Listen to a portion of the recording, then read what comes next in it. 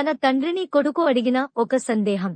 నాన్నా, మీ కాలంలో ఇంత టెక్నాలజీ లేదు, విమానాలు లేవు, ఇంటర్నెట్ లేదు, టీవీలు లేవు, కంప్యూటర్లు లేవు, ఏసీలు లేవు, లగ్జరీ కార్లు లేవు, మొబైల్ ఫోన్లు లేవు. మీరెలా బ్రతికేవారు?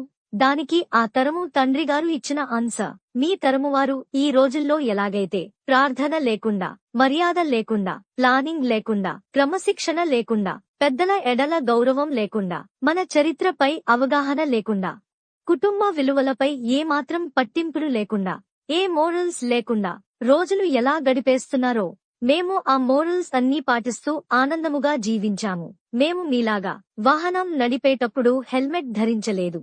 పాఠశాల వేళలు అయినా తరువాత చీకటి పడేదాకా ఆడుకున్నాము. టీవీలు చూడలేదు. ఇంటర్నెట్ స్నేహితులతో కాక నిజమైన స్నేహితులతో గడిపాము. దాహము వేస్తే కుళాయి నీరు, బావి నీరు త్రాగాము. బాటిల్ నీరంటే ఏమిటో తెలియదు.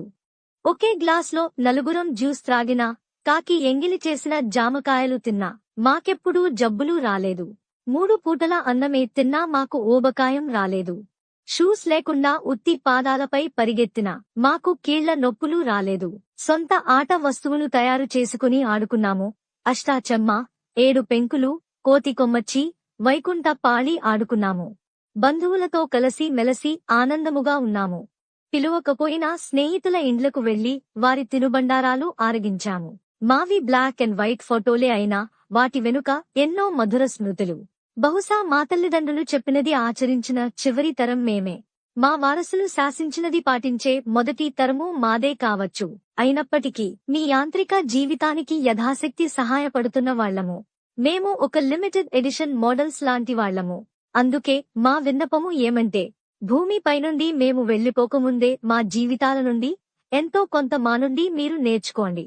మమ్మల్ని చక్కగా పెంచిన మంచి తల్లిదండ్రులకు వందనాలు. మేము అలా పెంచడం చేతకాని ఈ సమాజంలో ఓడిపోయిన మొదటి తరం తల్లిదండ్రులం అవుతున్నాం.